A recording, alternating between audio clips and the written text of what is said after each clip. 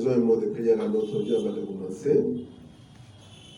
Éternel Dieu des armées, créateur de toutes choses, créateur des cieux et de la terre.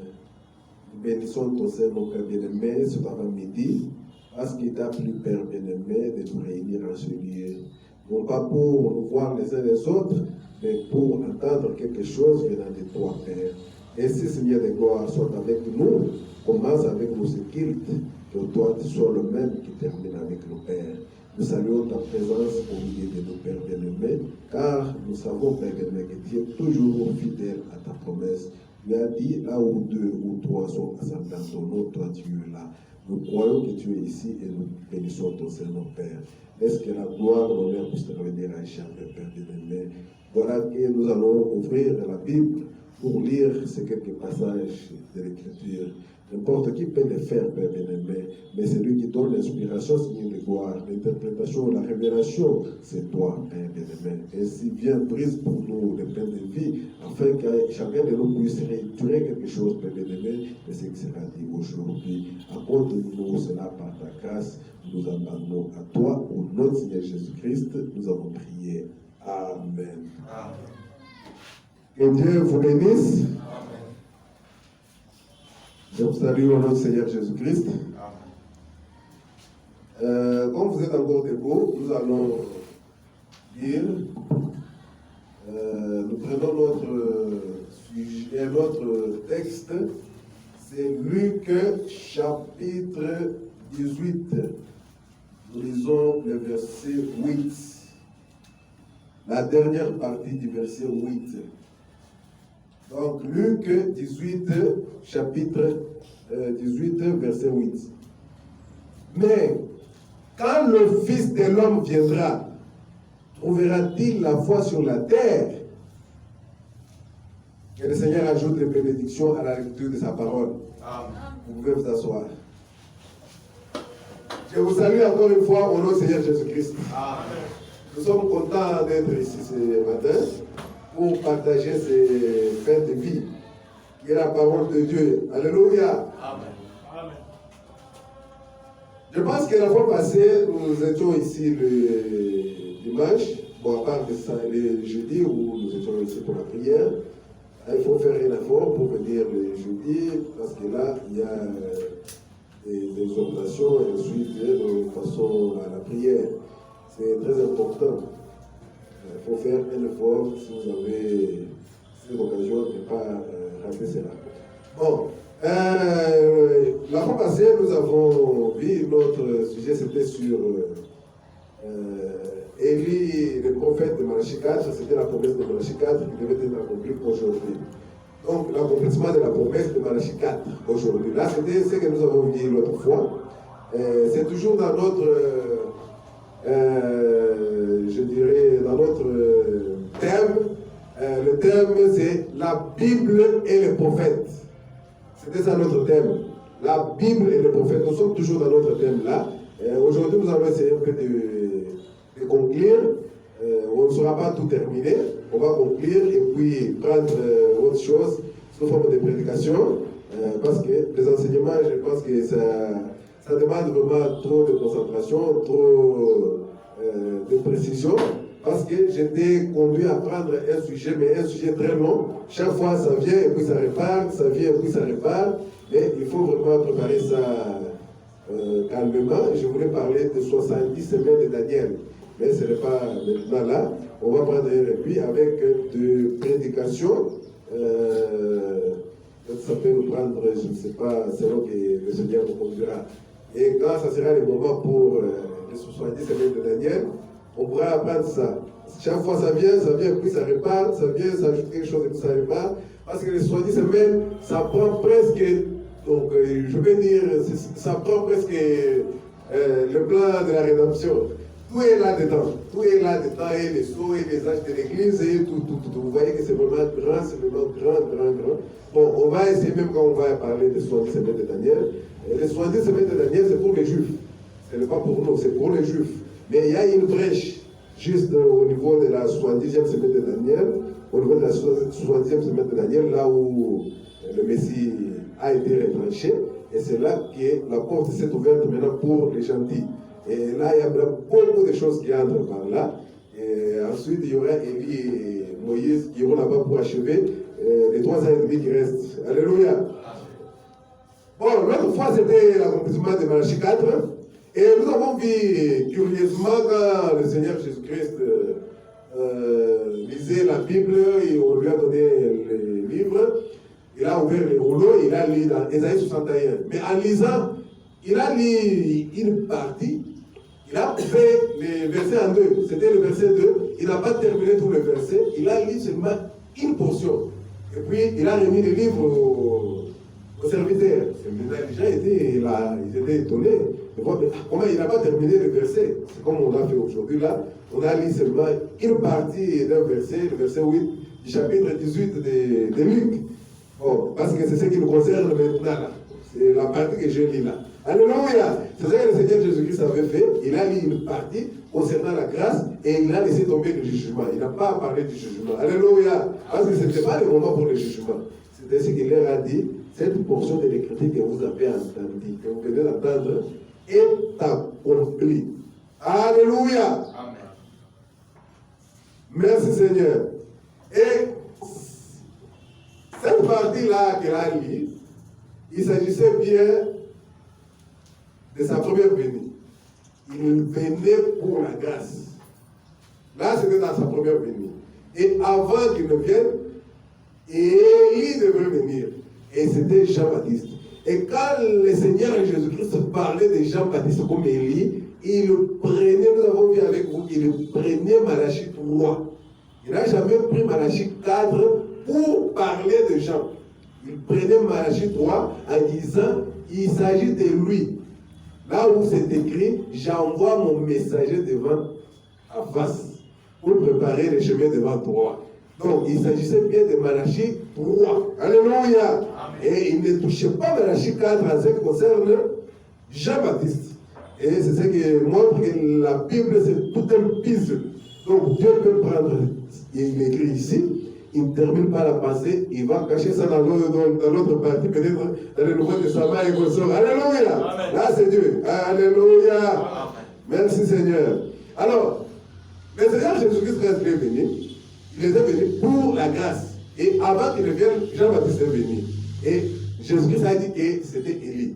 Et quand les pharisiens sont partis, ils ont envoyé les gens, les Sadducéens, pour lui demander qui était-il. Jean a dit, bon, je ne suis pas Élie. Et Jean ne contredisait pas Jésus. Jean leur disait la vérité. Pourquoi? Parce que Élie, dont est demandé, c'était Élie de Malachie 4. Et comme les prophètes connaissent le cœur, il leur a dit, je ne suis pas Élie. Élie là que vous demandez. Alléluia. Amen. Parce que Élie là, quand lui vient, il est accompagné du feu. Juste après son départ, c'est le feu qui brûle le monde. Amen. Merci Seigneur. Et aujourd'hui, nous allons prendre un sujet. Nous allons l'intituler comme ceci. La promesse majeure liée à Malachie 4. Ou les signes éternels. Alléluia. Amen. Nous allons parler du signe éternel. Ici, nous avons lu dans Luc, chapitre 18, verset 8, juste la dernière portion. On a, le Seigneur Jésus-Christ dit, et quand le Fils de l'homme viendra, est-ce que trouvera-t-il la foi sur la terre? Donc ici, il parle du Fils de l'homme. Quand il viendra, est-ce que trouvera-t-il la foi sur la terre? C'était une question. Alléluia. Et le Seigneur Jésus-Christ nous a dit dans Luc 17, il a dit, à l'avènement du Fils de l'homme, voici ce qu'il y aura, voici ce qu'il y aura. Bon, et quand il dit l'avènement du Fils de l'homme, il parle de ce qui s'était passé à Sodome. Merci Seigneur. Alors, pour bien faire, nous allons revenir d'abord à Sodome, pour savoir qu'est-ce qui s'était passé réellement à Sodome. Ensuite, pour relier ça avec ce que le Seigneur Jésus-Christ dit, est-ce que quand le Fils de l'homme reviendra, trouvera-t-il la foi sur la terre? Ce qui s'était passé à Sodome, c'était quoi? Tout a commencé par l'appel d'Abraham. Dieu a appelé Abraham. Alléluia. Dans sa grâce. Abraham n'a rien mérité. D'ailleurs, quand Josué parle d'Abraham, il dit, il était dans le paganisme avec ses pères. Abraham n'a pas cherché Dieu, c'est Dieu qui l'a tout simplement cherché, il l'a appelé. Il l'a fait sortir dur de Galdée pour un pays qu'il lui avait promis. Et je vais te donner un pays. Alléluia. C'était tout simplement une grâce. Il a appelé Abraham. C'est par là que nous allons commencer. Et nous allons lire dans Genèse 12, on va aller Genèse 18 et ensuite Genèse 19 pour voir un peu cet appel d'Abraham et pourquoi le Seigneur Jésus-Christ se réfère à ce temps-là. Parce que comme le Seigneur Jésus-Christ se réfère à ce temps-là, il faut d'abord savoir qu'est-ce qui s'était passé ce temps-là. Alléluia. Parce qu'il a dit ce qui s'était passé au temps de Lot arrivera de même à la venue du Fils de l'homme. Mais qu'est-ce qui s'était passé du temps de Lot? Et Lot, qui était-il? C'est ça le problème. Parce que quelqu'un peut avoir entendu parler de Lot la première fois, il va se dire, ah mais Lot, c'est qui encore? Mais il faut remonter à l'appel d'Abraham. Nous prenons Genèse 12, à partir du premier verset, nous allons lire le premier verset, troisième verset, premier, deuxième et troisième verset. L'Éternel dit à Abraham, là, Abraham n'était pas encore Abraham, il était encore Abraham. L'Éternel dit à Abraham, va-t'en de ton pays, de ta patrie et de la maison de ton père, dans le pays que je te montrerai. Je ferai de toi une grande nation. Donc, Abraham n'a rien fait. Dieu l'a appelé tout simplement. Il lui dit, sors de ton pays, de ta patrie, de la maison de ton père.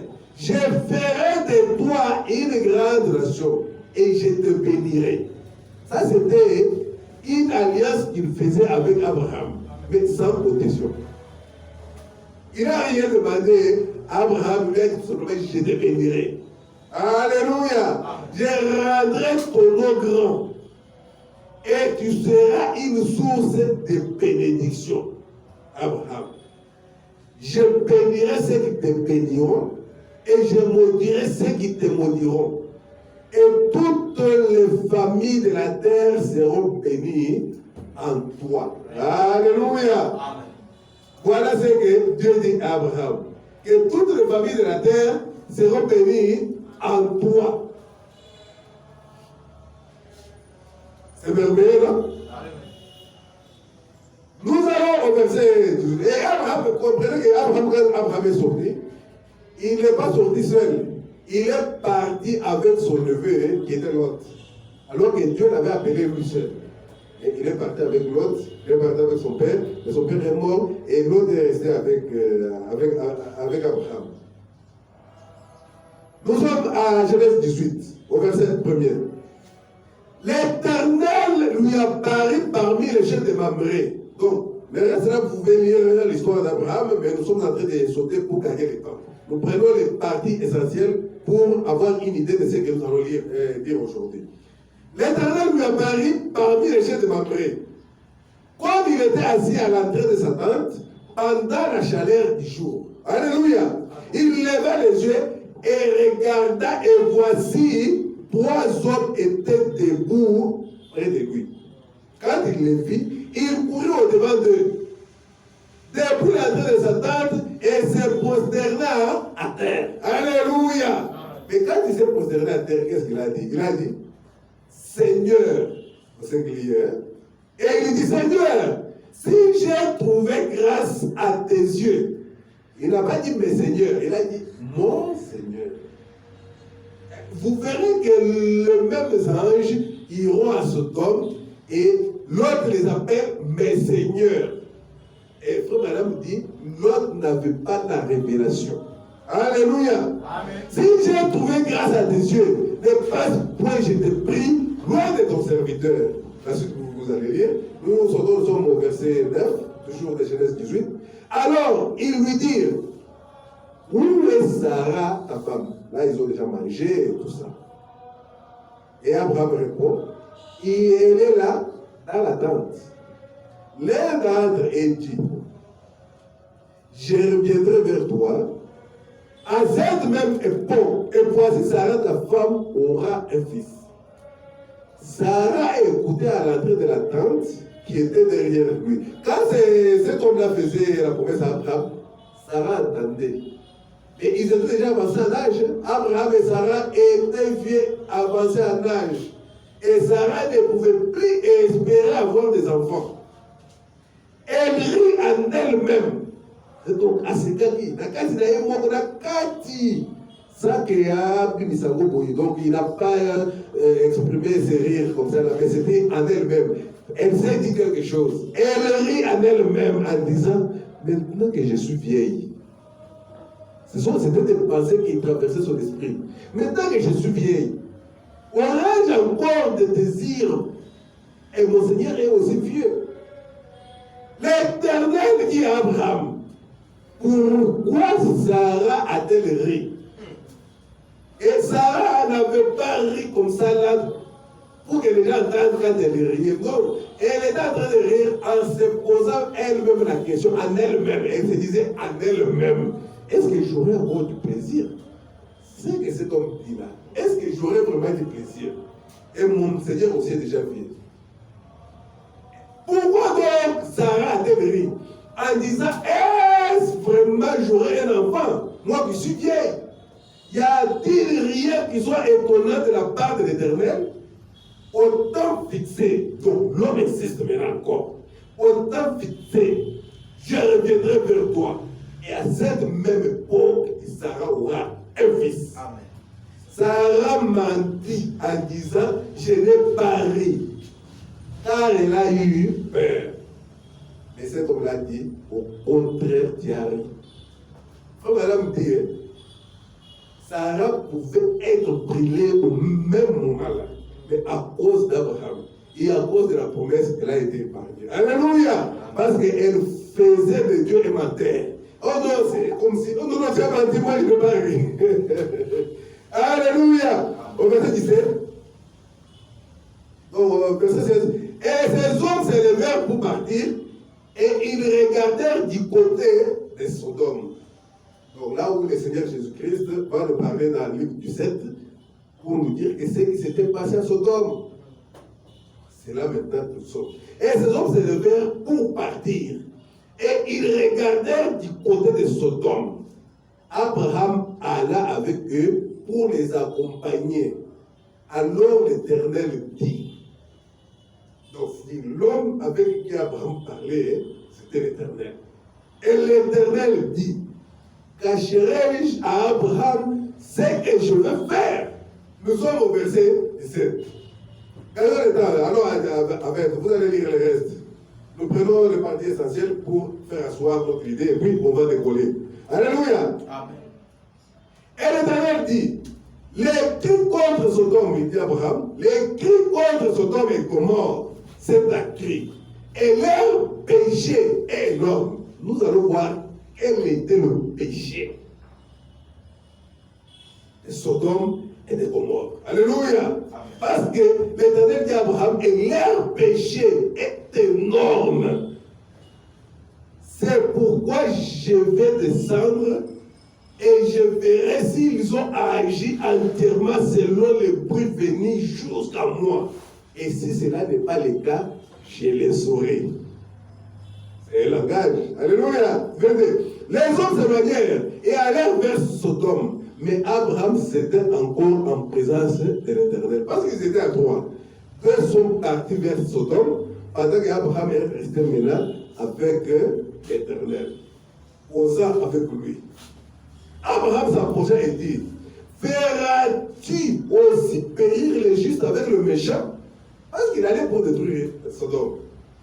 Peut-être y a-t-il 50 justes au milieu de la ville. Là, c'est Abraham qui parle. Les feras-tu périr aussi? Et ne pardonneras-tu pas à la ville à cause des 50 justes qui sont au milieu d'elle? C'était comme si il était en train d'intercéder. Alléluia. Verset 6. Et l'Éternel dit, si je trouve dans Sodome 50 justes au milieu de la ville, je pardonnerai toute la ville à cause d'eux, à cause des 50 justes. Je vais les pardonner. Et ainsi de suite, Abraham est allé jusqu'à 45. Est-ce que si tu trouves 40, maintenant si tu trouves 30, mais si tu trouvais 20, il dit, je vais pardonner à cause de 20. Alléluia. Nous sommes à 32. 18-31 dit, Abraham dit, que le Seigneur ne s'irrite point, et je ne parlerai plus je ne parlerai plus que cette fois. Cette fois-ci seulement, je veux parler seulement cette fois-ci. Peut-être s'y trouvera-t-il 10 justes. Et l'Éternel dit, je ne la détruirai point à cause de ces 10 justes. Si je trouve 10 qui sont justes dans la ville de Sodome, je vais épargner Sodome, je ne vais pas détruire Sodome. Alléluia. Et Abraham s'est arrêté à ce niveau-là. Et l'Éternel s'en alla lorsqu'il y a achevé de parler à Abraham. Et Abraham retourna à sa demeure. Alléluia. Amen. Nous continuons parce que le Seigneur Jésus-Christ a dit, il a parlé du Fils de l'homme, et le Fils de l'homme, il est dit dans Luc 17, nous allons voir ça, ce qui s'était passé dans de Lot. Nous voulons voir, aller jusqu'au bout pour voir ce qui s'était passé du temps de Lot. Tout ce que nous sommes en train de faire, de lire là, ce sont des choses qui se sont passées du temps de Lot avant qu'on détruise Sodome. Les deux âges, verset 19, chapitre 19, verset 1. Les deux âges arrivèrent à Sodome sur le soir, et Lot était assis à la porte de Sodome. Quand Lot les vit, il s'éleva pour aller au-devant d'eux et se prosterna la face contre terre. Puis il dit, voici mes seigneurs, entrez, je vous prie. Alors que Abraham, lui, c'était mon Seigneur. L'autre lui dit, mes seigneurs, entrez, je vous prie, dans la maison de votre serviteur. Et ainsi de suite. Verset 3. Mais l'autre le pressa parce qu'il ne voulait pas entrer. Ils ont dit, nous allons passer une nuit dehors. Mais l'autre le pressa tellement qu'ils vinrent chez lui et entrèrent dans la maison. Il leur donna un festin, il leur a préparé à manger, et fit cuire du pain sans levain, et ils mangèrent. Voilà ce qui s'est passé quand ils sont dans la maison, ils ont mangé. Ils n'étaient pas encore couchés. Et les gens de la ville se disaient très bien ce qui se passe ici. Parce qu'on a dit ce qui s'était passé dans le Lot. Nous avons déjà vu une partie avec Abraham. Mais là, nous sommes à Sodome même.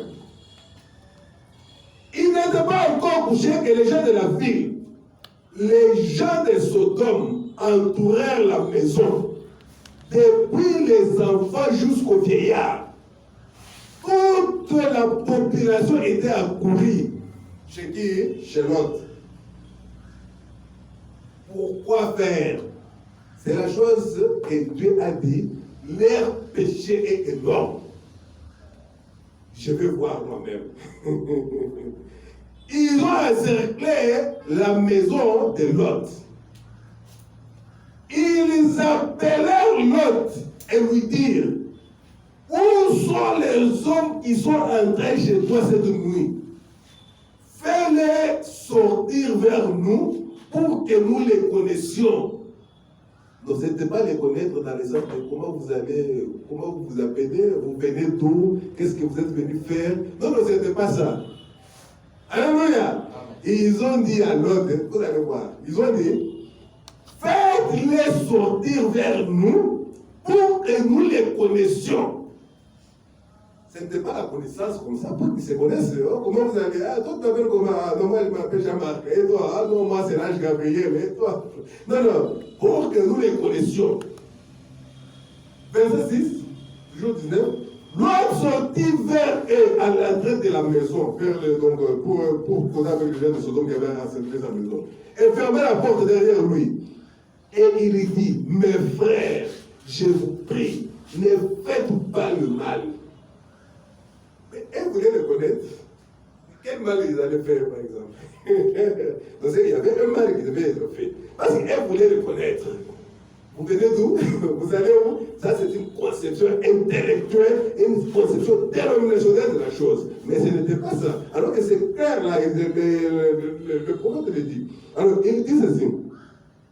Mes frères, je vous prie, ne faites pas le mal. Voici, j'ai deux filles. J'ai deux filles. L'autre qui leur parlait, qui parlait à ces gens-là qui sont venus là, c'est les sortir, les hommes qui sont entrés chez toi. Nous devons les connaître.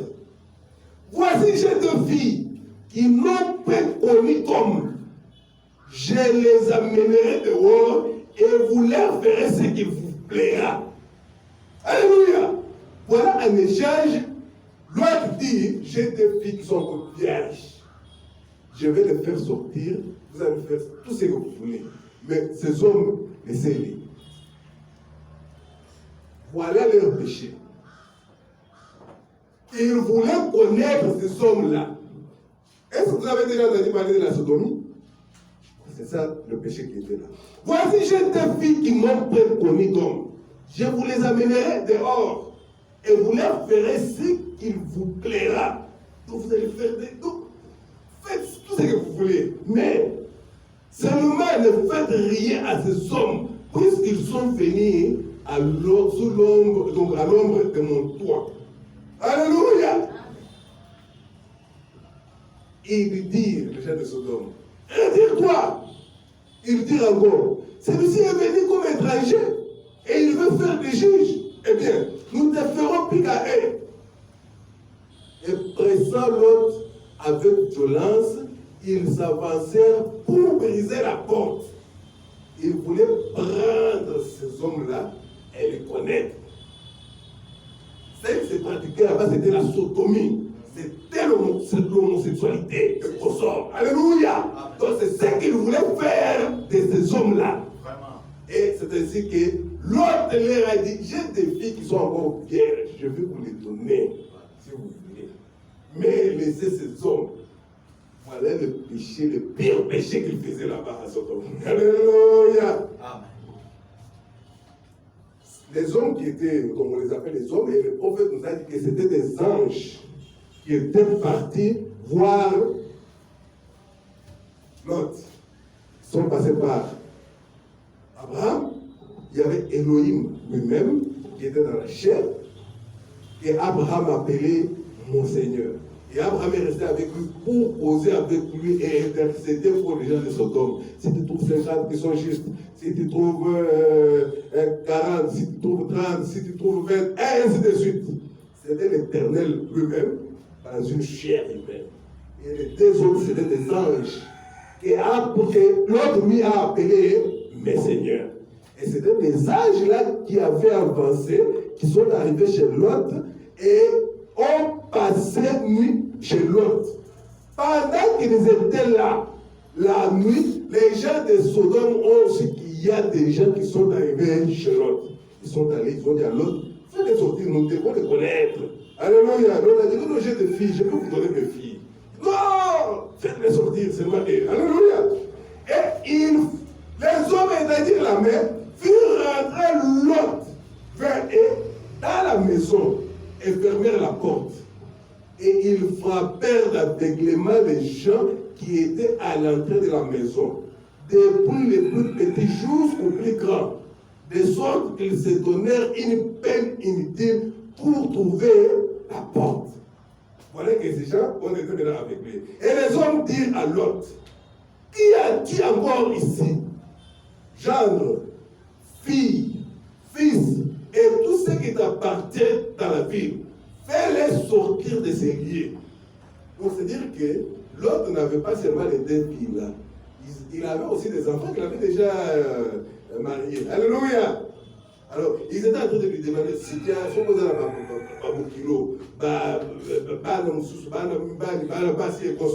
et tout ce qui t'appartient, fais-les sortir de ces lieux, car nous allons détruire ces lieux. Parce que l'écrit contre ses habitants est grand devant l'Éternel. L'Éternel nous a envoyés pour la détruire. L'autre sortit et parla à ses gendres. Donc, et l'autre, Et dès qu'il était à la maison, il était vierge. L'autre sortit et parla à ses gendres qui avaient pris ses filles. Lèvez-vous, dit-il, sortez de ces lieux, car l'Éternel va détruire la ville. Mais aux yeux de ses gendres, il parut plaisanter. C'est comme s'il était en train de jouer. Alléluia! Dès l'aube du jour, nous sommes en train de lire d'abord l'histoire pour se faire une idée. Qu'est-ce qui s'était passé du temps de Lot? Alors, quand on va savoir ce qui s'était passé du temps de Lot, on peut avoir des idées fixes et ensuite, nous pouvons décoller ensemble. Dès l'aube du jour, les anges insistèrent auprès de Lot. Parce que l'histoire là s'est passée la nuit. Mais vers le matin, ils ont dit à Lot, lève-toi, prends ta femme et tes deux filles qui se trouvent ici. Donc les autres étaient ailleurs. C'était déjà marié, de peur que tu ne périsses dans la ruine de la ville. Alléluia. Amen. Et comme il tardait, les hommes les saisirent par la main. Lui, sa femme et ses deux filles, car l'Éternel voulait l'épargner. Ils l'amenèrent et les laissèrent hors de la ville. Au verset 17, après les avoir fait sortir, les deux disent, sauve-toi pour ta vie. Ne regarde pas derrière toi et ne t'arrête pas dans toute la plaine. Sauve-toi vers la montagne de peur que tu ne périsses. Et si vous continuez à lire, vous verrez que l'autre commence à se plaindre. Alors on lui dit, va vite, ne regarde pas derrière. Jusqu'à dire, oh non, mais la ville là où vous m'envoyez là-bas, c'est tout plein de Sodome. Et le feu peut arriver jusque là. On te dit, vas-y. Alléluia. Verset 23 plutôt, nous sommes à 23. Les soleils s'élevaient sur la terre lorsque Lot entra dans Soir. C'était une ville qui était donc non loin de Sodome, quand il est sorti de Sodome. Alors l'Éternel fit pleuvoir du ciel sur Sodome et sur Gomorrhe du soufre et du feu de par l'Éternel. Il détruisit ces villes, toute la plaine, il tente des villes et les plaines, et le plan de la terre plutôt. La femme de l'autre regarda en arrière et elle devint une statue de sainte. Alléluia! Mais le Seigneur Jésus-Christ, quand le Seigneur Jésus-Christ vient, il se réfère à cette histoire. Alors, l'histoire, vous avez quand même une idée, vous pouvez vous-même prendre la Bible et puis lire tous les parties que nous avons sauté là. J'ai pris les parties essentielles pour que vous ayez quand même une idée. Vous pouvez prendre vous-même la Bible et lire toute l'histoire, comment Abraham a été appelé, jusqu'à arriver à Lot. Lot, c'était son neveu, le fils à son frère qui était mort, alors il a adopté son neveu. Alors ils sont partis et à un certain moment, il y a une dispute entre les serviteurs d'Abraham et les serviteurs de Lot. Et Abraham a demandé à Lot, bon, on ne peut pas se quereller, nous sommes des frères, on cherche un endroit, si toi tu vas à gauche, moi je vais à droite, si tu vas à droite, moi je vais à gauche. Et c'est ainsi que Lot, lui, avait choisi d'aller vers Sodome. Et Abraham est resté à la chaîne, donc sur les chaînes de Mamré. Un peu loin dans la campagne là-bas. Alléluia! Prenons maintenant Luc 17. Comment le Seigneur Jésus-Christ se réfère à cette histoire? Dans Luc 17, à partir du verset 28, nous allons lire les versets 28, 29 et 30. Ce qui arriva du temps de Lot arrivera pareillement. Les hommes mangeaient, vivaient, achetaient, vendaient, plantaient, bâtissaient.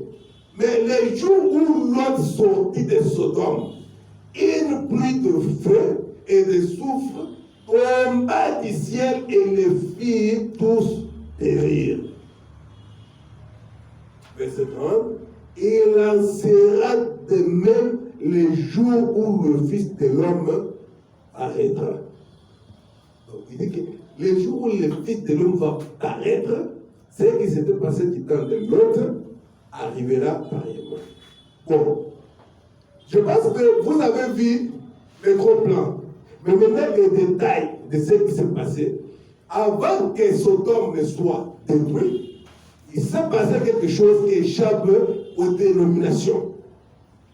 Il y avait d'abord Dieu qui était dans la chair humaine chez Abraham. Amen. Alléluia. Il lui a fait la promesse du Fils. Amen. Et il a discerné le pensée qui était en Sarah. Alléluia. Amen. Voilà d'abord la genèse de ce qui s'était passé du temps de l'autre. Nous voulons entrer dans les détails. Parce que tout le monde, quand il lit ça, que ce soit là-bas, je ne sais pas dans quelle église dénominationnelle, quand il lit ça, il voit seulement la destruction de Sodome. Sodome a été détruit et le feu était descendu du ciel. Alléluia. Mais les détails de la vision, ça, ils n'ont pas ça. Mais ils ne voient pas qu'avant que Sodome ne soit détruit, Dieu s'est manifesté d'abord à Abraham. Amen. Alléluia. Amen. Et Jésus-Christ dit, quand le Fils de l'homme paraîtra, alors que le Fils de l'homme, c'est un prophète. Amen. Alléluia. Amen. Qu'est-ce qui s'est passé dans Sodome? Au temps de Sodome, Sodome a été brûlé. Sodome a été brûlé. Mais écoutez ce qu'on nous dit dans Malachie 4. Voici les jours viennent ardents comme une fournaise. Alléluia. Et les jours qui viennent qui ardent comme une fournaise, la Bible dit, tous les méchants et tous les hautains seront consumés. Ils seront comme du chaume. Alléluia. Au verset 5, il continue, il dit, voici je vous enverrai Élie le prophète. Avant que les jours de l'Éternel arrivent, ce jour grand et redoutable. Donc, c'est les jours où il doit brûler la terre. Donc, ce qui s'était passé du temps de Sodome, Sodome a été brûlé. Et dans Malachie 4, c'est le temps de la fin, avant qu'on nous brûle la terre, on nous dit, je vous enverrai Élie le prophète. Avant que les jours de l'Éternel arrivent, parce que les jours doivent arriver ces jours-là, ces jours grands et redoutables. Alléluia. Amen. Merci Seigneur. Nous sommes en train d'étudier petit à petit là, pour voir qu'est-ce qui s'était passé et comment nous allons arriver à notre signe éternel. Alléluia. À la promesse majeure qui est liée à Malachie 4. Parce que dans Malachie 4, il nous a été promis et élu le prophète avant la destruction de la terre. Et cette destruction, c'est par le feu. Alléluia. Et vous verrez que là, c'est pendant que les gentils sont en train de recevoir leur bénédiction. Et ensuite, après cela, c'est la terre qui sera maintenant détruite. Matthieu 24, à partir du 25e verset, où nous allons prendre 25 jusqu'au 28e verset. Qu'est-ce que le Seigneur Jésus-Christ dit? Parce qu'on lui avait demandé, dis-nous, ça sera comment, ça sera quand, donne-nous les signes, qu'on sort et tout ça, tout ça. Écoutez un peu ce que le Seigneur Jésus-Christ dit ici. Voici, je vous l'ai annoncé d'avance. Au verset 26. Si donc on vous dit, voici, il est dans le désert, n'y allez pas. Voici, il est dans les chambres, ne le croyez pas. Il s'agissait du Messie, du Fils de l'homme. Alléluia. Car il donne maintenant une précision, mais qui passe par-dessus la tête des dénominationnels. Alléluia. Des gens qui n'ont pas la révélation. Il dit, car comme l'éclair part de l'Orient et se montre jusqu'en Occident, et ainsi sera l'avènement du Fils de l'homme. Et nous savons que l'Orient, le prophète nous dit, le soleil ou bien l'éclair qui part de l'Orient, il s'agit du soleil qui s'élève de l'Orient et se couche en Occident. C'est le même soleil. Et l'Orient, nous savons que c'est vers Israël. Et l'Occident, même dans le naturel, on sait que c'est vers les États-Unis là-bas. Alléluia. Nous avons l'Orient, nous avons l'Occident. Et Jésus-Christ a dit dans la Bible, ça sera comme l'éclair part de l'Orient et se montre jusqu'à l'Occident. Ainsi sera l'avènement du Fils de l'homme. Il dit, suivez seulement la trajectoire du soleil. C'est comme ça que vous allez découvrir quand le Fils de l'homme paraîtra. En quelque lieu que soit le corps, là, s'assembleront les aigles. Là, c'est le Seigneur Jésus-Christ qui a dit cela. Alléluia! Et vous savez, quand le Fils de l'homme vient pour se manifester dans notre temps, c'est que nous devons avoir les mêmes conditions que les conditions qui étaient là-bas à Sodome. Vous avez vu ce qui s'est passé là-bas à Sodome. Les hommes sont venus chez l'autre et toute la ville s'est accourue chez l'autre. On veut nous sortir ces hommes-là. Et nous sortir ces hommes-là. L'autre a dit non, non, je vous donne les filles. Non, non, non, ces hommes-là. Alléluia. Et écoutez ce que Paul dit dans Romains. Parce que Dieu n'aime pas ces péchés-là. Alléluia. Dans Romains, nous allons lire Romains, chapitre 1, verset 24 jusqu'à 32, on va lire, je crois, sautant, quelque chose comme ça. Chapitre 1, verset 24. Écoutez ce que Paul dit. C'est pourquoi Dieu les a livrés à l'impureté, selon les convoitises de leur cœur, en sorte qu'ils déshonorent eux-mêmes leur propre corps, et qui ont changé la vérité de Dieu en mensonge, vraiment, et qui ont adoré et servi la créature au lieu du Créateur, qui est béni éternellement. Paul dit Amen. Verset 26. C'est pourquoi Dieu les a livrés à des passions infâmes, car leurs femmes ont changé l'usage naturel en celui qui est contre nature. Dieu n'aime pas ça. Donc, l'usage naturel a été changé. Leurs femmes ont changé l'usage naturel en celui qui est contre nature. Et de même les hommes, abandonnant l'usage naturel. Donc, l'homme, imagine-toi, l'homme va aussi avec un autre homme. Il a changé l'usage naturel. Alléluia. Bon, une femme, c'est un peu difficile d'expliquer. Je pense que les jeunes enfants sont ici là. Alléluia. Et de même les hommes, abandonnant l'usage naturel de la femme, se sont enflammés dans leur désir les uns pour les autres, commettant homme avec homme des choses infâmes. Alléluia. Amen. Et recevant en eux-mêmes les salaires que méritaient leur égarement. Comme ils ne se sont pas souciés de connaître Dieu, Dieu les a livrés à leur sens réprouvé pour commettre des choses indignes. Alléluia. Quand il parle des choses indignes, des choses infâmes, hein? Alléluia. Étant rempli de toute espèce d'injustice, de méchanceté, de cupidité, de malice, plein d'envie, de meurtre, de querelles, de ruses, de malignité, rapporteurs, médisants, impies. Parce que tu sais, vous savez, la Bible a dit, quand le feu viendra, c'est pour prier les hommes impies. Alléluia. C'est tous ces gens ici là. Alléluia. Comme à Sodome, ils ont changé l'usage naturel de la chose. Et malgré que ce que l'autre voulait faire, ce n'était pas aussi bien. Leur donner ses filles. C'était, il voulait les ramener sur la ligne droite. Prenez mes filles. Laissez ces hommes ici.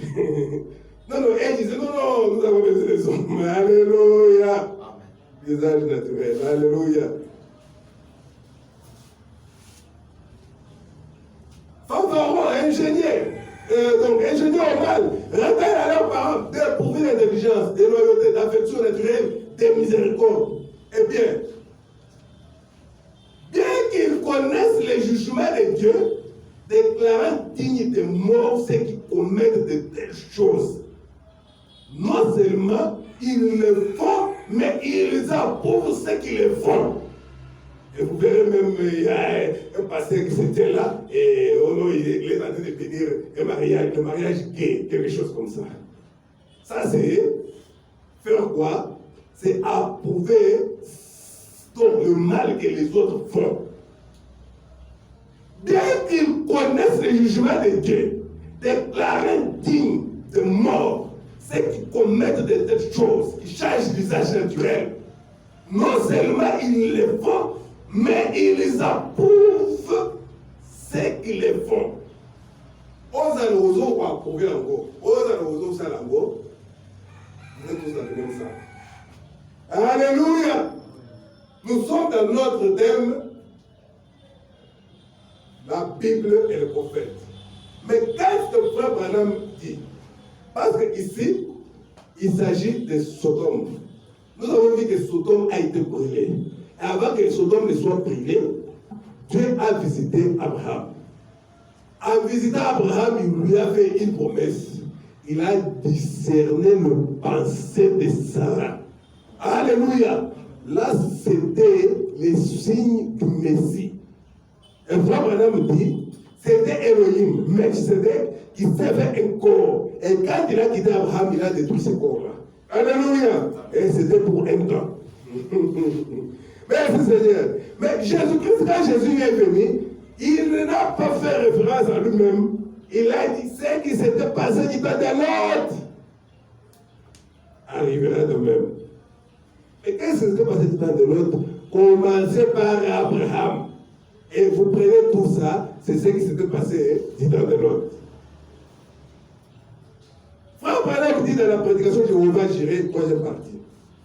Prêché le 16 juillet 1970. Au paragraphe 93, il dit ceci. C'est comme lorsque Jésus prit le parchemin et commença à lire. Il lit une partie du verset et laissa le reste.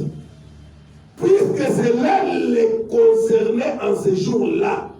Et le reste du verset se rapporte à sa seconde venue. Parce que vous avez compris pourquoi Jésus n'avait pas lu tous les versets de là, d'Ésaïe 61. Il s'est arrêté au milieu. Parce que le même verset là, c'était pour sa première venue et une autre partie pour sa seconde venue.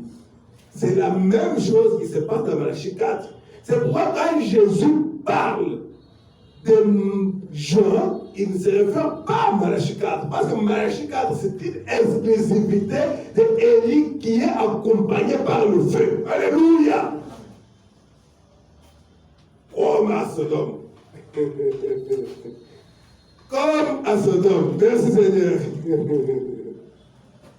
Frère Branham dit qu'il n'a pas lu tout parce que cela concernait sa seconde venue. Il a lu seulement ce qui concernait la première venue. Alléluia!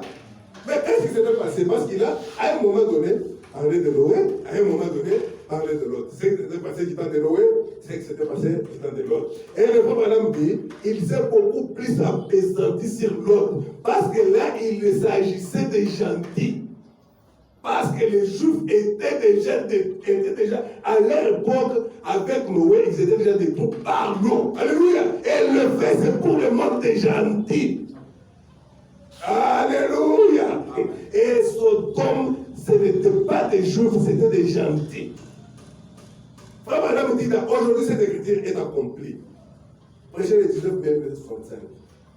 Au paragraphe 189, il dit ceci. Alléluia! Observez comment il a présenté cela du point de vue historique. Je parle de Jésus. Comment il a présenté cela du point de vue historique?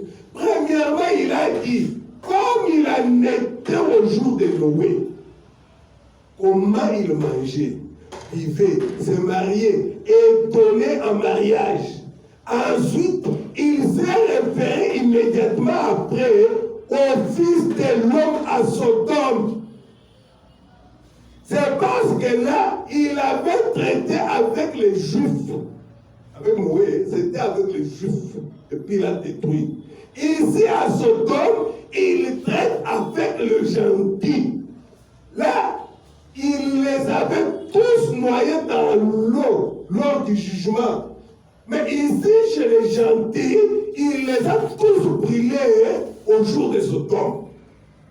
Donc avec Noé, il les a noyés dans l'eau. Il dit que c'était le juif. Maintenant, avec les gentils, c'était Sodome. Il l'a brûlé. Alléluia! C'est ainsi, quand il parle de Sodome, il se réfère au temps des gentils ici. Alléluia! Parce qu'Élie qui vient au dernier jour, il vient pour les gentils. Et juste après son départ, ce qui reste, c'est le jugement. C'est le fait, comme sur la terre. Alléluia! Et c'est vrai, le monde des gentils avait alors brûlé. Et il en sera de même quand le Fils de l'homme se révélera. Ça ne sera plus de l'eau, mais cette fois-ci, ça sera du feu. Frère dit, cette fois-ci, ça sera du feu. Quel feu? C'est le feu là de Malachie 4. C'est vrai. Vous voyez, il y a une promesse du Fils de l'homme qui est rattachée à Malachie 4. C'est ça notre titre aujourd'hui. La promesse majeure rattachée à Malachie 4, ou les signes éternels. Alléluia! Il dit, le frère me dit, ça sera plus de l'eau. Mais cette fois-ci, ça sera du feu. Jésus lisait le même Genèse 23 que nous lisons. Lorsqu'il les lisait au sujet de Sodome, il lisait le même Genèse ici. La Bible, les livres de Genèse. C'est ça que le dit. Jésus lisait la même Genèse, le même livre de Genèse au chapitre 23. Le même livre que nous lisons au sujet de Sodome. Alléluia! Alléluia! Au sujet de Sodome. Mais comment ça va arriver? Ça ne sera pas seulement comme ça là. Un homme qui se présente devant Abraham avant que Sodome ne soit brûlé. Et Abraham nous dit que c'était Elohim qui s'est fait un corps. Il a fait la terre. Il a fait un corps et il s'est présenté devant Abraham. Et Elohim le fort, c'est le Melchisedec. C'est lui l'ange puissant. L'ange de l'alliance. Alléluia! Frère Branham nous dit ceci. Dans la prédication, quelle est cette attraction sur la montagne? Au paragraphe 148. Parce que notre problème ici, il s'agit de Luc 17, dont Jésus a dit, ce qui s'était passé du temps de l'autre, il l'a dit dans Luc 17, 30. Ce qui s'était passé du temps de Sodome arrivera le même. Alors maintenant, notre problème, c'est de savoir, mais qu'est-ce qui s'était passé du temps de Sodome? Nous avons vu que le monde d'alors a été brûlé. Donc, le Sodome a été brûlé. Mais avant que Sodome ne soit brûlé, il y a une promesse du Fils qui a été donnée à Abraham. Et par l'entremise de cela, il a discerné le cœur de Sarah. Quelle est cette attention au paragraphe 58? Qu'est-il arrivé sur cette montagne? C'est Dieu confirmant sa parole. C'est la raison de tous ces bruits. Remarquez, c'est Dieu confirmant de nouveau sa parole promise dans Apocalypse 10, 1 à 7. Et au jour de la proclamation du message du 7e ange, le mystère de Dieu devra être terminé. C'est ce qui est écrit dans Apocalypse 10. Le mystère caché d'Apocalypse 10. Vous savez que c'est le mystère caché d'Apocalypse 10, 1 à 7. Le dernier message au dernier âge de l'Église. C'est là accompli exactement Luc 17, 30.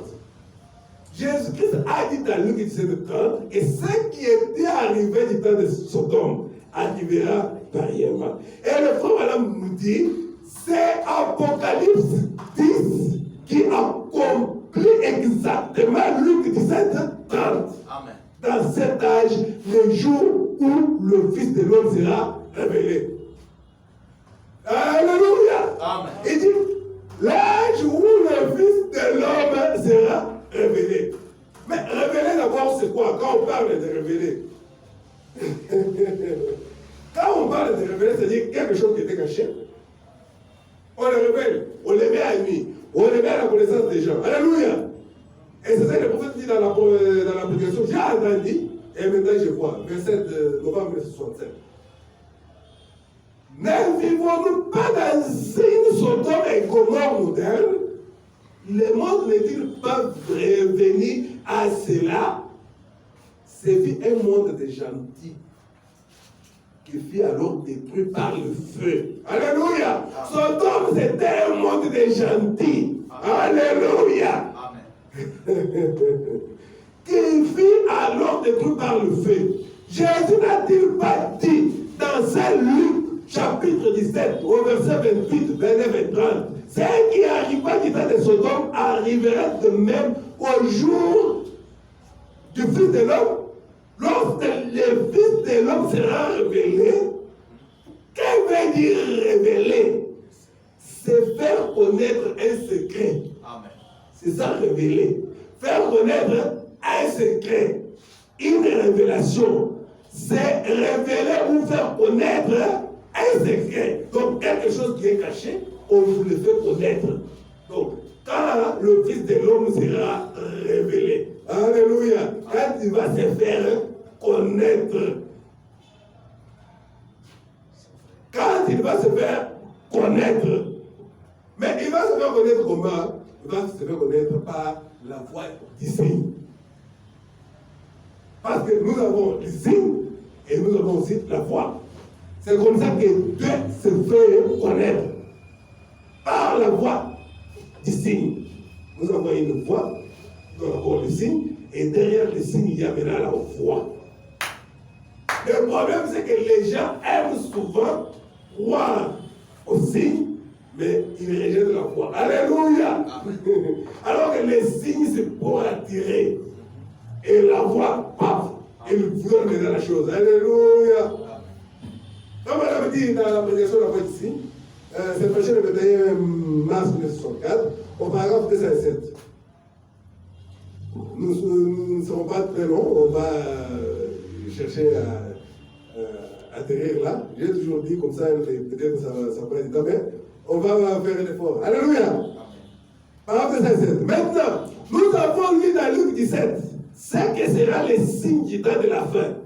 Ça sera comme ce qui était arrivé à Sodome. Une promesse. Et nous avons Sodome dans le naturel.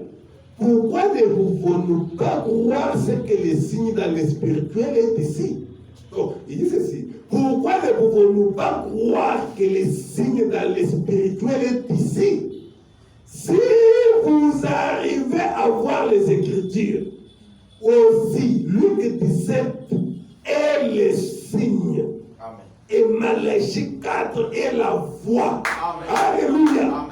Donc, c'est-à-dire qu'il se révèle par Malachie 4. Alléluia. Amen. Le jour du Fils de l'homme.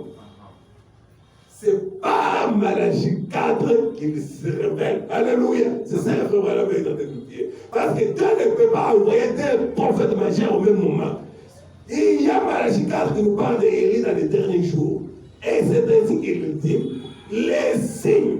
Si vous arrivez à voir les Écritures, lui est le signe, lui qui c'est le signe, et Malachie 4 est la voix. Amen. Les signes, c'était comme Dieu manifesté dans la chair. Amen. Voilà ce qu'il dit, comme dans les signes. Les signes, c'était quoi? C'était Dieu manifesté dans la chair chez Abraham là-bas. Amen. Parce qu'il a dit, ce qui s'était passé du temps de l'autre arrivera pareillement. Mais qu'est-ce qui s'était passé du temps de l'autre? Dieu s'est d'abord manifesté chez Abraham dans la chair. Amen. Alléluia. Amen. Connaissant les secrets du cœur. Et la voix de Malachie 4, c'était de tourner les gens de leur credo et de les ramener à la foi de Père. Alléluia. C'est ça le signe. Alléluia. Amen. Donc, nous nous trouvons ici avec la voix et ensuite avec le signe. Et le prophète continue, il dit, dans la voix d'ici toujours, 212 et 214, il dit ceci. Mais vous voyez, ils ont pris le signe. C'était merveilleux. C'était bien magnifique. Mais lorsqu'on en est arrivé à la voix, ils ne voulaient pas croire la voix. Vraiment. Qu'ont-ils fait? Ils l'ont goûté le word. Alléluia. Amen. Les gens aiment les signes. Ils aiment le miracle. Alléluia. Mais quand il s'agit maintenant de la voix, Parole. ils ne veulent pas de ça. Si vous pouvez croire les signes de Sodome dans Luc, si vous pouvez croire cela, alors pourquoi n'acceptez-vous pas la voix de Malachie 4? Cela peut être confirmé. Les seuls moyens par lesquels cela peut être fait, les signes peuvent être confirmés, mais il vous faut accepter d'abord la voix. Alléluia. Amen. Mais pourquoi les gens n'acceptent pas la voix? Parce qu'ils n'ont pas les détails de la vision. Alléluia. Parce que s'ils avaient les détails de la vision, ils allaient comprendre que Jésus-Christ a dit. Ça sera comme l'éclair part de l'Orient Alléluia. et se montre jusqu'à l'Occident. Amen. Il dit, la nature elle-même ne vous enseigne pas. Jésus a donné, il leur a dit, regardez comment ça va se passer. Ayez vos yeux fixés là où c'est le soleil se couche. Alléluia. Amen. J'ai envoyé une deuxième partie, prêcher les 3 premiers, ce sont 4. On va voir ça, le prophète dit ceci. Maintenant, si seulement vous pouviez voir que la même chose devrait se produire quand le Fils de l'homme se révélera à la semence royale d'Abraham, à travers Christ. Christ est la semence royale. Quand il sera révélé dans les derniers jours, car le soleil qui s'est levé à l'est, c'est le même soleil qui se couche à l'ouest. Amen. Jésus a dit, ça sera de même, comme l'éclair part de l'Orient et se montre jusqu'à l'Occident. Le même soleil qui s'élève à l'est, c'est le même soleil qui se couche à l'ouest. Alléluia. Oh, au jour où ce soleil apparaît des derniers, au jour où ce soleil apparaît de derrière les nuages de dénomination pour se révéler, il a dit que les mondes seraient exactement dans la même condition qu'au jour de Sodome. Nous avons la sodomie. Nous avons les gens qui ont changé l'usage naturel. C'est ça que le prophète est en train de dire ici là. Donc, nous aurons le même tableau de ce qui s'était passé là-bas à Sodome. Aujourd'hui même là, on commence même à bénir les homosexuels dans l'église. Il y a même des lois qui sont votées à travers le monde, dans les parlements, à travers certains pays du monde. Les grands de ce monde vont déjà adopter ça. Nous sommes en plein à ce qui s'était passé dans le Sodome. Alléluia. Amen. Et que le Fils de l'homme se révélera de nouveau à son peuple. Quand vous verrez ces signes-là, comprenez que l'État, nous sommes, l'État est déjà là. Yes, sir. Que nous sommes déjà dans notre temps. Le temps du Fils de l'homme. Alléluia. Amen. Et le prophète dit, la chose là ne s'est jamais produite C'est vrai. depuis tous ces temps ici, Amen. même au temps des apôtres. Amen. Cela n'est jamais arrivé. C'est que lui a appelé le signe éternel. Alléluia. Amen. Écoutez ce qu'il dit, le prophète. Quand leurs yeux s'ouvrirent, c'est prêché le 12 février 1964. Au paragraphe 137, nous ne pouvons que répéter le prophète. Nous n'avons pas un autre message. Yes. Nous n'avons pas d'autre message que de dire ce que le prophète a dit. Yes. C'est pourquoi nous répétons toujours le prophète. Soit dis-nous ce que le prophète a dit. Qu'est-ce qu'il a dit? Yes, sir. Paragraphe 137. Nous avons lu 137 et puis 138. Voilà, me dit ceci. Maintenant, savez-vous dans quelle situation je me retrouve ici? Il vous pose la question, est-ce que vous savez dans quelle situation moi, frère Branham, je me trouve ici? Combien comprennent ce que j'ai prêché? Combien comprennent ce que j'ai prêché? Eh bien, il est ressuscité de mort et il a promis de faire ceci. Maintenant, cela ne s'est pas passé en aucun temps. Yes, sir. Depuis le temps des apôtres jusqu'à présent, à ce que nous sachions. Mais il a promis qu'en ce temps de la fin, le Fils de l'homme sera révélé comme à Sodome. Comme un seul. Eh bien, lisez dans Luc, Amen. verset 20 et voyez, si ce n'est pas vrai, il l'a promis. Lisez Malachie 4. Vous savez que Malachie 4 est la voix. Alléluia. Et Luc 17, 30, le signe. Alléluia. Amen. Lisez Malachie 4. Le prophète dit, ne confondez donc pas cela avec Malachie 3. Malachie 3, c'était Jean-Baptiste. Voyez? Mais Malachie 4, aussitôt que cela est terminé, les justes marcheront sur le méchant et le monde sera consumé par le feu. Alléluia. Amen. La promesse de lui qui disait parle de ce qui s'était passé à Sodome est reliée avec Malachie 4. C'est ça le fait de Malachie 4. Alléluia. Amen. Mais il doit d'abord se révéler. Merci Seigneur. Il dit ceci. Cela n'est jamais arrivé, dit des gens. Nous nous attendons à ce que cette grande onction vienne sur l'Église, Amen. que cela ramène les cœurs à la doctrine originale des pères. Yes, sir. Quand ça vient sur l'Église, là, ce n'est pas l'Église qui ramène. Non. C'est Élie le prophète. Amen. Il dit, nous attendons à ce que cette grande onction vienne sur l'Église. Que cela ramène les cœurs à la doctrine originelle des pères. Donc, c'est que cette doctrine doit être prêchée par un homme. Alléluia. Les ramène à la véritable et authentique Pentecôte. Alléluia. Amen. Les signes du Fils de l'homme. Alléluia. Merci Seigneur. Vous savez, quand il était venu, il était le Fils de l'homme. Le Seigneur Jésus-Christ. Quand madame dit, il vient sous 3 noms.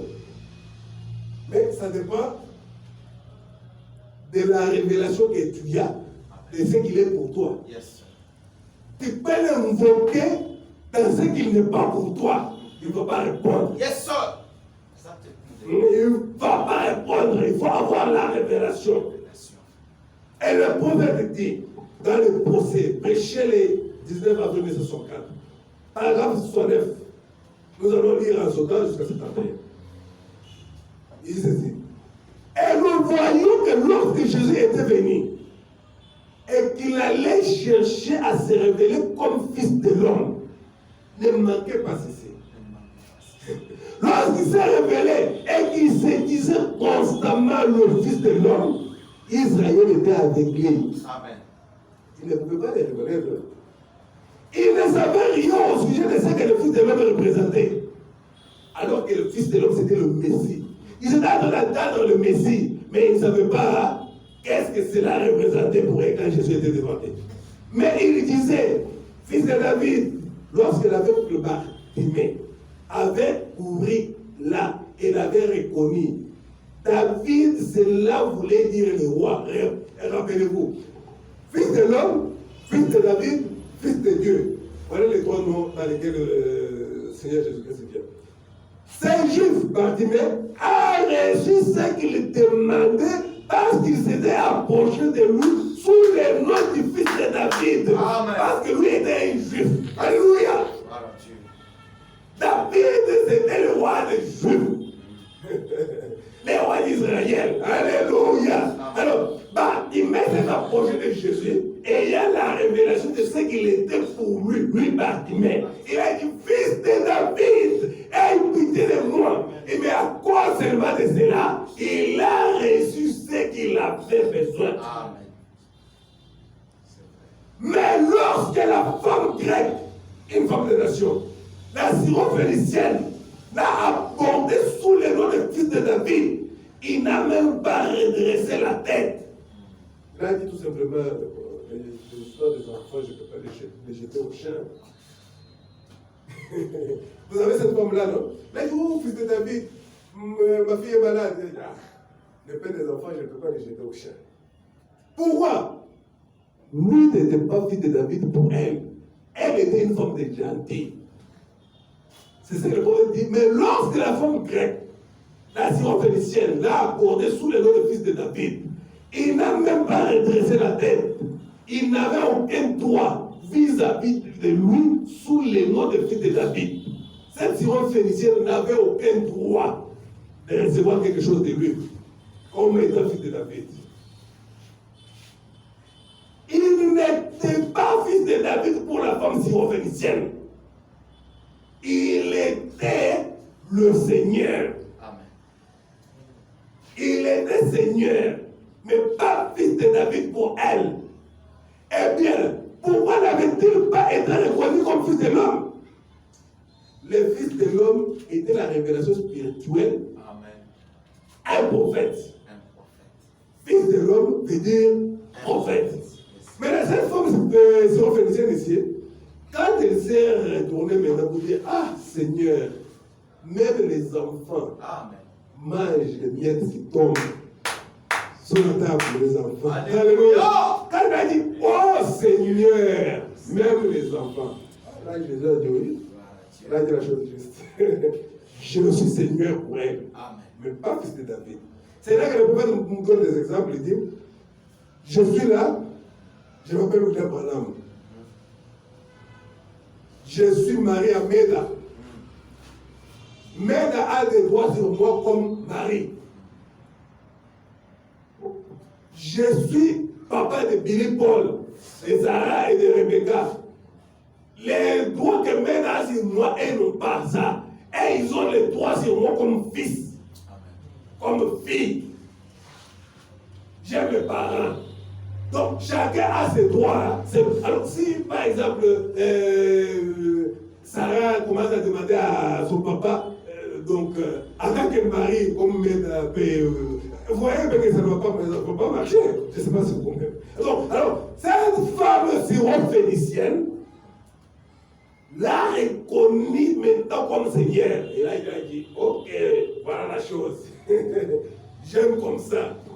Il faut reconnaître Dieu dans ce qu'il a fait pour toi. Amen. En ton temps. Il était le fils de l'homme parce qu'il était venu se révéler à Israël comme un prophète. C'est-à-dire, quand il était le fils de l'homme, c'est parce qu'il était venu se révéler à Israël comme un prophète. Et ils ont rejeté cela. Et c'était la prophétie. Qu'ils devaient le recevoir dans le nom de fils de l'homme. Un prophète. Alors, c'est-à-dire que quand le fils de l'homme va se révéler au temps de la fin, ça sera sous forme toujours d'un prophète. Alléluia. Amen. En effet, c'était conforme à la parole d'Éternome 18, 15. L'Éternel, ton Dieu, te suscitera un prophète comme moi. Là, c'est ce que Moïse avait donné comme prophétie. Et quand Jésus est venu, il est venu en tant que prophète devant Israël, comme fils de l'homme. Il s'est révélé comme fils de l'homme. C'est qu'il affirmait être, mais il les était avec lui. Il ne pouvait pas avoir cela. Mais la même chose est pour notre temps. Ce qu'il faut, c'est quoi? Il faut crescer. Il faut prier. Il faut que Dieu te révèle. Qu'est-ce que Dieu a dit aujourd'hui? Par exemple, ça c'est narcissisme. Il continue de dire. A-t-il promis dans Malachie 4 ce qu'il ferait à ce dernier jour? Et qu'aussitôt après cela, il y aurait un feu qui consumerait les incroyants et que les justes marcheraient sur les cendres des incroyants. C'est vrai.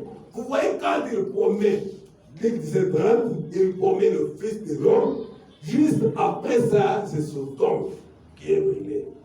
Alléluia. C'est ça le fait qu'accompagne Malachie 4. Parce qu'il vient en même temps avec la promesse de Luc 17:30. Les signes messianiques. Alléluia. Amen. Merci Seigneur. Et vous savez, quand le Fils de l'homme se présente chez Abraham, ils étaient vieux. Mais en voyant seulement la chose, ils sont redevenus jeunes. Ils ne pouvaient pas avoir des enfants parce qu'ils étaient déjà vieux. Mais quand ils ont vu le Fils de l'homme se manifester, ils ont réagi.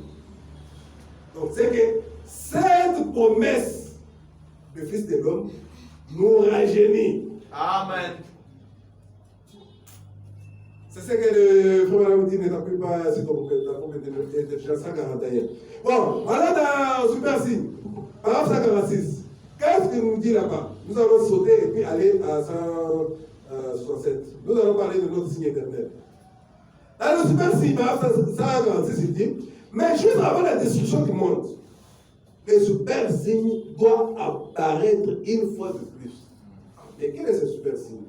Un signe éternel et perpétuel de la résurrection qui prouve que la semence royale ne peut pas être tuée. Amen. C'est vrai. Quel est le super signe? La résurrection de Jésus-Christ après sa mort durant 2000 ans. Donc, vous savez, après sa mort durant 2000 ans, il se tient encore parmi nous. Le même qu'autrefois, manifestant dans son église,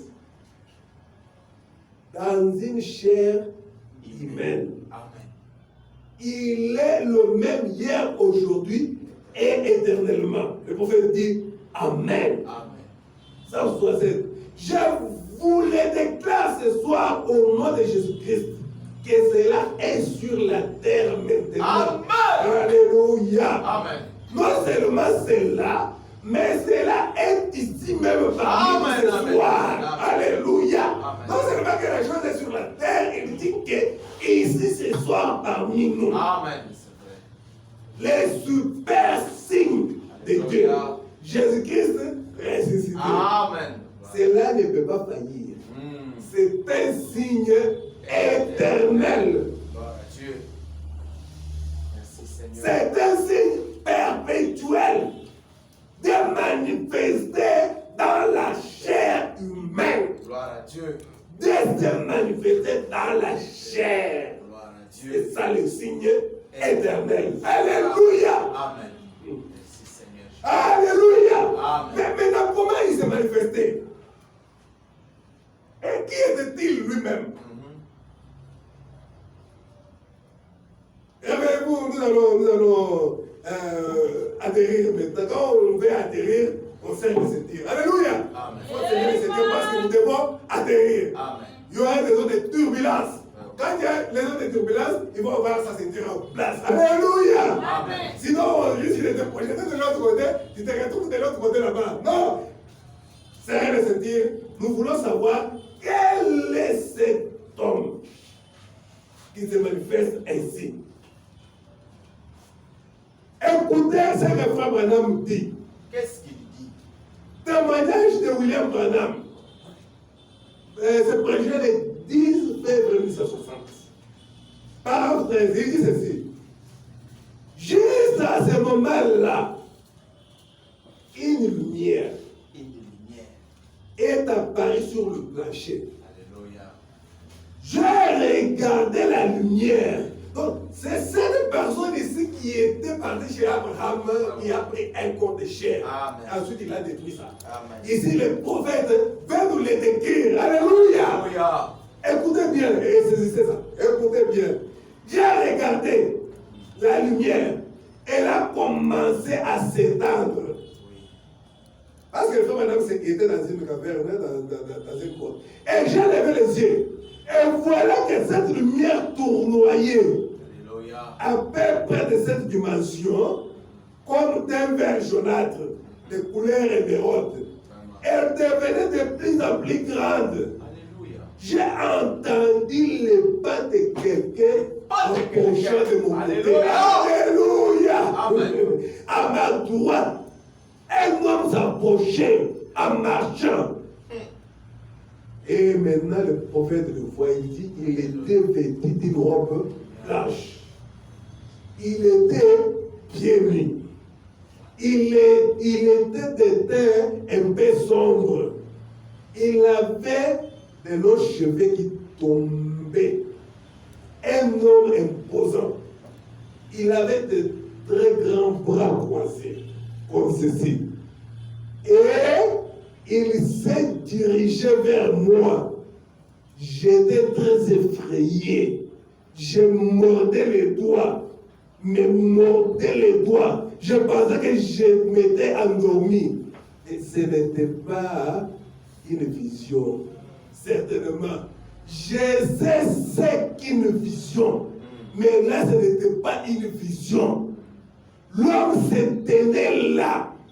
Juste comme je m'étais ici. Et il me regardait. J'ai reconnu, et il dit ceci.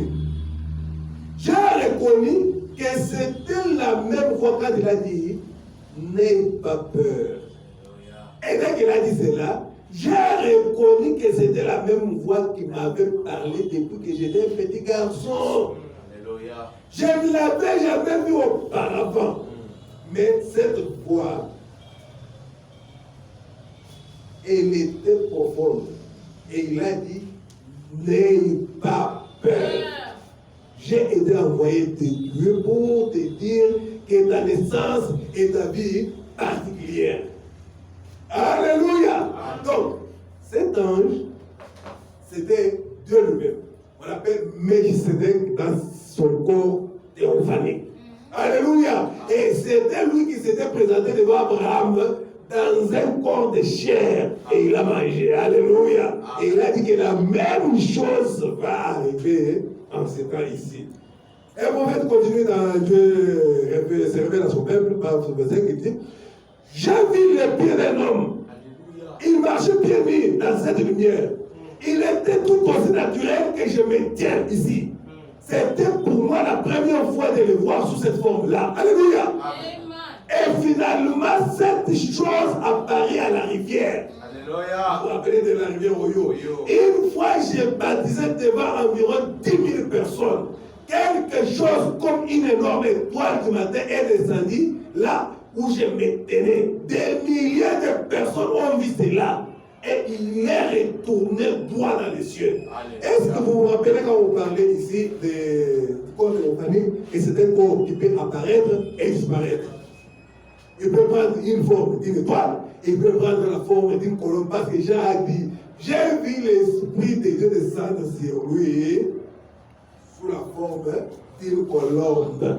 Quand il baptisait Jésus, il peut prendre plusieurs formes. Alléluia. Paul l'a rencontré comme une grande lumière, alléluia, qui a frappé ses yeux.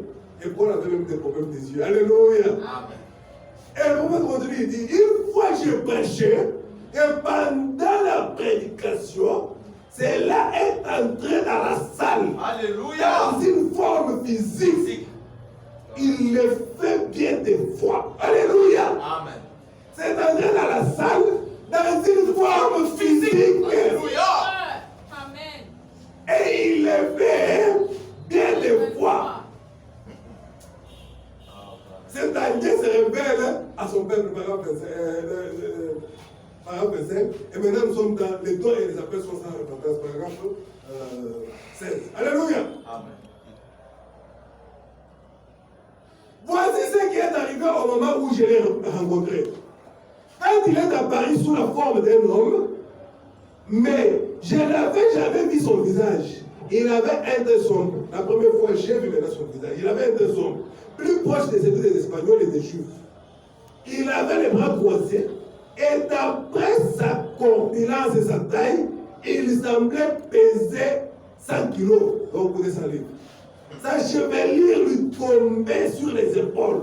Son visage était lisse. Il est encore en train de nous décrire cette personne mystérieuse qui se révèle de temps en temps. Là, il s'était révélé. Abraham, avant que Sodome ne soit détruit, et il est venu au temps de Jésus, et là, il était là. Non, Jésus était le corps même de Dieu. Alléluia. Amen. Et c'est Jésus qui a promis que ce qui s'était passé du temps de l'homme arrivera pareillement. Très bien. Alléluia. Amen. Très bien joué. Et il a dit, mes grands frères, quand cette voix a parlé, Jésus, que c'était la même personne. Il me regarda, ses yeux me regardaient gentiment. Ce n'est pas pour dire que je sympathisais avec cet âge. Non. Il a dit, je serai avec toi. La lumière commença à monter. L'ange s'en est allé avec la lumière. Amen. Alléluia. Amen. Voilà la personne qui vient pour se manifester au travers de la chair humaine. Alléluia. Amen. Vous avez la parole, je pense. Amen. J'ai lu 4 citations pour on termine. La parole de Dieu dit ici. Dans la prédication, Dieu cherche-t-il sa pensée au sujet de sa parole. Paragraphe 82. Eh bien, Jésus est venu sous 3 noms. Fils de l'homme, ça veut dire un prophète. Donc, quand on parle de fils de l'homme, ça veut dire un prophète. Fils de Dieu, c'est lui qui a parcouru les âges de l'Église. Donc, c'est lui qui marchait sur les 7 chandeliers. Alléluia. Amen. Oui, fils de David. Mais entre le fils de Dieu et le fils de David, Amen, amen, amen. selon sa propre parole, et selon Malachie 4, Amen. et beaucoup d'autres passages des Écritures, il doit retourner dans son Amen. église Amen. sous une forme physique Amen. Gloire à Dieu. parmi les gens, Amen. Merci Seigneur. dans des êtres humains, Amen. pour être un prophète. Ouais. Alléluia. Il doit retourner dans son église dans une forme physique pour être un prophète. Alléluia. Amen. Gloire à Dieu. Merci Seigneur. Merci Jésus. Ce qui était arrivé au temps de l'homme. Amen. Alléluia. Amen. Dans la prédication des personnages, que cela ne vous scandalise pas. Parce que le prophète dit ici, paragraphe 110, et nous croyons que Dieu doit être manifesté dans ces derniers jours parmi son peuple à la semence élue selon la Bible sous la forme du prophète. Alléluia. C'est tout à fait conforme à la parole. Amen. Non pas que cet homme-là est Dieu, Vraiment. mais le don est Dieu. Alléluia. Amen. Gloire à Dieu. C'est la chose que nous voyons ici, qui était là. Il pouvait le voir. Il pouvait être là devant lui, croisant les bras. Il pouvait entrer dans la lumière et partir. Il pouvait. C'est cela qui est Dieu. Alléluia. Amen. Les hommes, ils ont de la faire paragraphe 260. Un jour même où le Fils de l'homme sera révélé. Apocalypse 10. Voilà un peu comment le prophète réunit une chose. Il dit au jour où le Fils de l'homme sera révélé, il dit Apocalypse 10, 1 à 7. Lisez-les. Le message du septième ange qui ouvre les eaux. Amen. Qu'est-ce que c'est? Qu'est-ce que Ce c'est? n'est pas l'ange qui est le Fils de l'homme, Amen. mais il est le messager qui révèle le Fils de l'homme. Alléluia. Pouvez-vous faire la distinction maintenant? C'est ça qui vous semble tellement difficile. Voyez-vous, pas le Fils de l'homme lui-même, mais le 7e ange, le 7e messager, révèle le Fils de l'homme au public. Alléluia. Le prophète dit, faites la différence. Alléluia. C'est ce qui semble bien difficile pour les gens. Et aujourd'hui, il y en a même qui vont juste adorer Frère Branham. Non, là c'est diabolique. Amen. Frère Branham dit que c'est diabolique. Yes, sir. Quelqu'un qui est là, il commence à adorer Frère Branham. C'est diabolique. Frère Branham dit dans la prédication, l'autre jour présente du rocher, au paragraphe 34, on termine par là. Et il dit ceci. Et c'est cela qui a fait que les frères commencent la doctrine selon laquelle j'étais le Seigneur Jésus-Christ incarné. Donc les frères ont commencé une doctrine du vivant de Frère Branham, que le Frère Branham était Jésus-Christ incarné. Nous savons que cela mettrait le ministère en miettes et que cela amènerait de l'opprobre sur Christ. Et ainsi de suite, voyez-vous. Ainsi, c'est la raison pour laquelle j'ai dû les secouer très fort pour arrêter cela immédiatement, pour leur faire savoir que cela ne venait pas de Dieu. Amen. Et que c'était diable. Yes, sir. Donc c'est que c'est diabolique. Amen. Diabolique. Alléluia. Amen. Dans notre temps, nous avons reçu une promesse. C'est Malachie 4. Quand Malachie 4 vient, après son départ, c'est le feu qui brille la terre. Alléluia. Amen. Et quand Malachie 4 est venu, c'est pour les gentils. Il n'est pas parti là-bas chez les juifs, c'est pour les gentils. Après son départ, c'est le feu. Alléluia. Même Noé, quand il a construit l'arche, la pluie, les déluge n'est pas tombé le même jour. La porte était restée toujours là comme ça, là, jusqu'à ce que la porte s'est fermée au 7e jour et la pluie a commencé. Alléluia. Après Élie le prophète, ce message doit être apporté jusqu'au coin et au coin de la terre. Alléluia.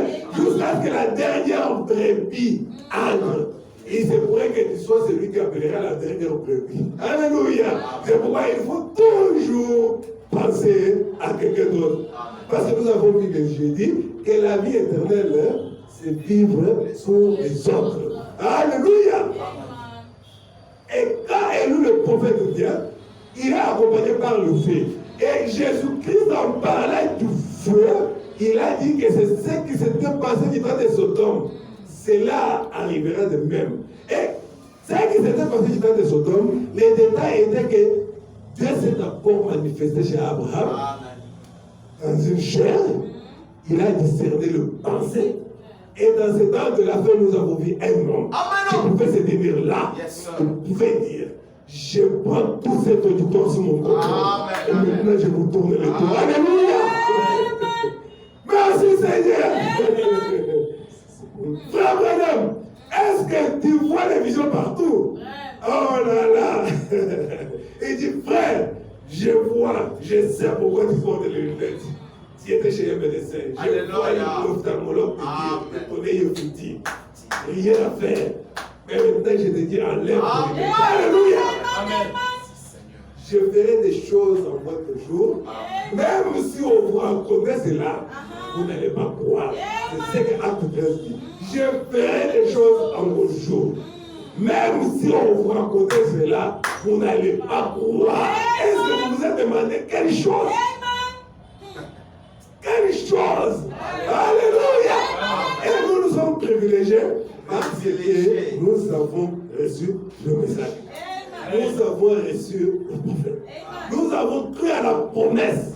Et toutes les bénédictions qui accompagnent cette promesse, elles notent. Alléluia! Que Dieu vous bénisse.